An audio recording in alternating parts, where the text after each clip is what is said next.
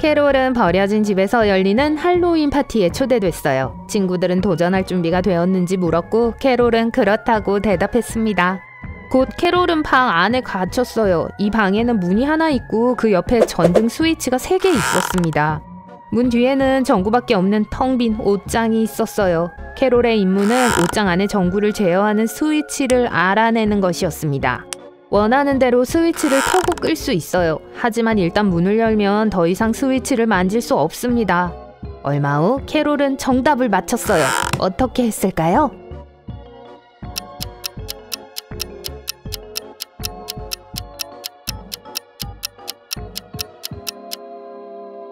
좋아요. 차근차근 해봐요. 캐롤은 1번 스위치를 켜고 몇 분 동안 기다렸습니다. 그러고 나서 그것을 껐고 즉시 2번 스위치를 켰어요. 문을 열고 전등을 확인했어요. 전등은 꺼져 있었어요. 그래서 전등을 제어하는 건 2번 스위치가 아니라는 것을 알았습니다. 캐롤은 전구를 만져서 뜨거운지 차가운지 알아봤어요. 만약 전구가 차가웠다면 3번 스위치가 전등을 제어한다는 의미예요. 하지만 전구는 뜨거웠어요. 그래서 1번 스위치가 전등을 통제한다는 뜻이었죠. 잘했어요, 캐롤. 파티에 돌아가기 위해 캐롤은 또다시 수수께끼를 풀어야 했습니다. 캐롤 앞에는 2개의 모래시계가 있었어요. 한 모래시계는 7분용이었고 다른 모래시계는 4분용이었습니다. 2개의 모래시계를 모두 사용해서 9분을 측정해야 했죠. 어떻게 할 수 있을까요?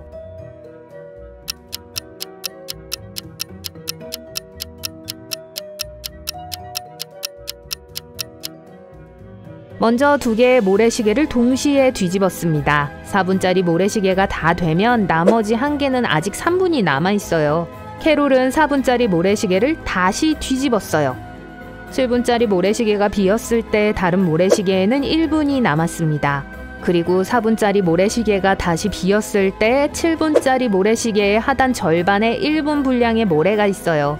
캐롤은 그것을 다시 뒤집었어요. 그래서 모래시계의 윗부분에 1분 분량의 모래가 있었습니다. 그리고 마침내 7분 모래시계가 다시 비었을 때 총 9분이 지났죠. 좀 복잡하죠? 누군가가 모니카 프레이저 부인에게서 희귀한 다이아몬드를 훔쳤습니다. 프레이저 부인은 어느 날 아침 침실로 들어가 보니 옷방에 유리상자가 깨져 있었고 다이아몬드가 사라졌다고 주장했어요. 그녀는 형사를 불렀고 형사는 곧 집에 도착해서 몇 가지 질문을 했습니다. 조사를 바탕으로 형사는 3명의 용의자를 모았어요. 프레이저 부인의 정원사 스티브는 그 집 열쇠를 갖고 있었어요. 사촌 소피아는 일주일 동안 그 집에 머물고 있었죠. 청소부인 아델리는 매일 집을 청소했습니다. 스티브는 그 주에 휴가였다고 했어요. 그래서 사건이 일어났을 때 집 근처에 없었어요. 소피아는 사촌 집에 다이아몬드가 있는지도 몰랐다고 했습니다. 그리고 아델린이 전날 밤 10시쯤 집을 청소했을 때 모든 것이 괜찮은 것처럼 보였다고 말했어요. 누가 보석을 훔쳤을까요?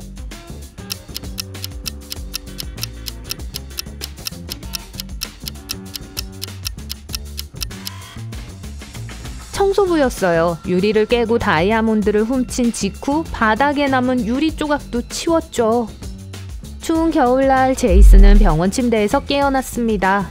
침대에 누워있을 때 의사가 방으로 들어와서 밖에 그의 아내라고 주장하는 3명의 여성이 있다고 했습니다. 3사람 모두 제이슨을 보고 싶어 하지만 그의 아내만이 들어올 수 있어요. 이 여자들을 보세요. 누가 진실을 말하고 있다고 생각하세요?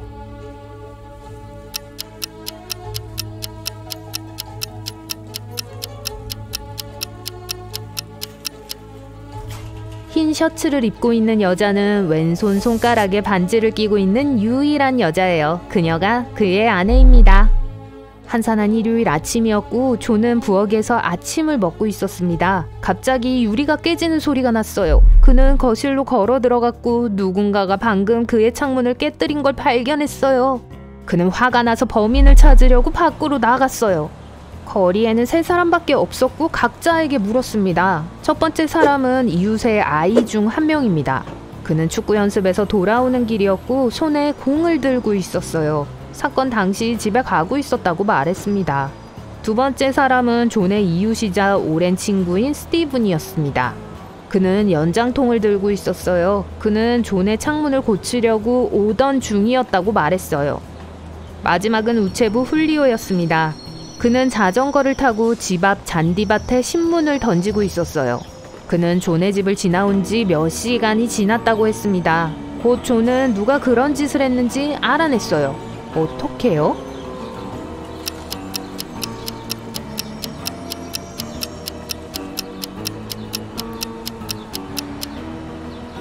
우체부였어요. 잔디밭을 보면 창문 아래에 신문지가 놓여 있어요. 신문을 우체통 쪽으로 던졌지만 빗나갔고 존의 창문을 강타한 거였어요. 실수였네요. 폭풍우가 치는 밤이었어요. 케이트와 그녀의 남자친구는 드라마를 보면서 늦게까지 깨어 있었습니다. 그 중간에 일기예보가 있었어요. 일기예보에서 이틀 더 비가 올 거라고 했는데 72시간 후면 화창하게 해가 날 거라고 했어요. 케이트가 남자친구에게 일기예보가 틀렸다고 말했습니다. 그리고 케이트 말이 옳았어요. 왜일까요?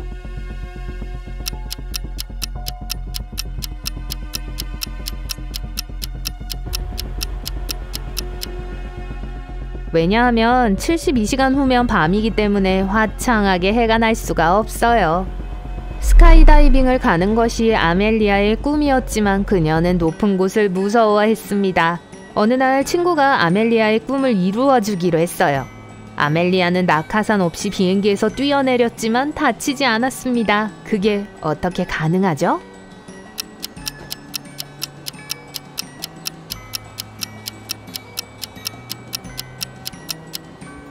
비행기는 날지 않고 땅 위에 있었거든요. 고고학자 데이브는 매우 특별한 임무를 띠고 이집트로 여행을 갔습니다.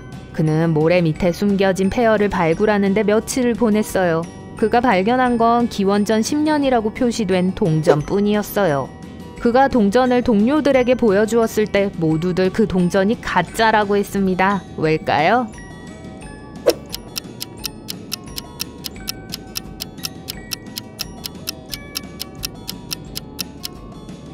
왜냐하면 기원전이라는 용어는 우리 시대가 시작된 이후에 생겨났기 때문이에요. 비가 내리고 있을 때 무어 부인이 경찰을 불렀습니다. 부인은 누군가가 방금 자신의 차를 들이받고 도망갔다고 했어요. 경찰이 도착했을 때 사건 장소 옆에 있던 사람은 타이어를 고치는 남자뿐이었어요. 무어 부인은 그 차가 자기 차와 부딪혔다고 말했어요.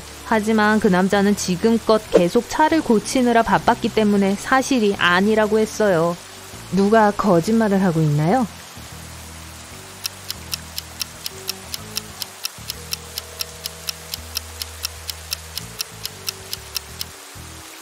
차를 고치고 있는 남자예요. 최근에 비가 내리기 시작했어요. 지금까지 차를 고쳤다면 바닥이 말랐을 거예요. 하지만 보세요. 젖었어요. 이것은 그가 방금 도착했고 실제로 그 사건에 책임이 있는 사람이라는 의미죠. 어느 날 오후 4명의 친구가 만나서 커피를 마시기로 했어요. 누군가가 그들 중 누가 가장 나이가 많냐고 물었고 그들은 수수께끼로 대답했습니다. 미아는 애나보다 3배 더 나이가 많아요. 하지만 3년 전만 해도 애나는 현재의 클라우디아보다 1살 어렸어요. 그리고 올리비아는 애나보다 2배나 더 나이가 많아요. 자, 친구들을 나이 순으로 정렬할 수 있나요?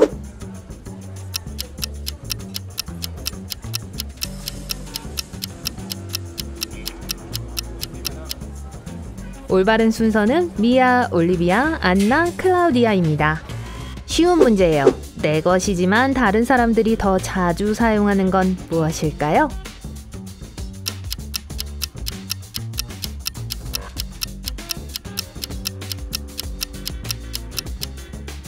이름이요. 화려한 궁궐 밖에는 2명의 보초가 정문을 지키고 있었습니다. 둘은 서로 다른 방향을 바라보고 서 있었어요. 한 명은 서쪽을 향하고 다른 한 명은 동쪽을 향했어요. 어느 순간 한 보초병이 다른 보초병에게 물었습니다. 뭘 보고 웃는 거야?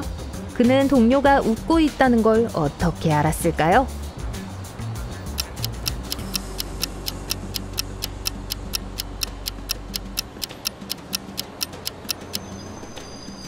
서로 다른 방향을 바라보고 있었지만 등을 맞대고 서 있지는 않았어요. 서로 마주보고 있었어요. 케빈은 출장 중이어서 호텔에서 밤을 보내야 했습니다. 하루 종일 회의를 한 후 휴식을 취하기 위해 방으로 돌아왔죠. 잠자리에 들었지만 잠을 잘 수가 없었어요. 몇 시간 동안 침대에서 엎치락 뒤치락 하다가 누군가에게 전화를 하고 아무 말도 하지 않았고 마침내 잠이 들었습니다. 케빈은 누구에게 전화했고 어떻게 마침내 잠들 수 있었을까요?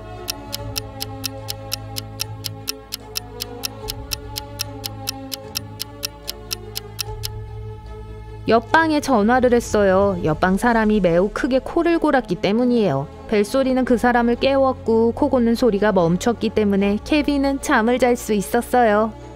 여러분은 긴 휴가에서 막 돌아왔습니다. 여행지에서 산 물건들을 담으려고 새 여행 가방을 샀어요. 그런데 코드가 기억나지 않아요. 다행히도 자물쇠를 여는 암호를 해독하는 것을 돕기 위해 휴대폰에 메모를 남겼어요. 682 한 숫자는 맞고 제자리에 있습니다. 614 한 숫자는 맞지만 잘못된 위치에 있습니다. 206 두 숫자는 맞지만 둘 다 잘못된 위치에 있어요. 768 모든 숫자가 틀려요. 380 한 숫자는 맞지만 잘못된 위치에 있어요. 세 자리 암호는 무엇일까요?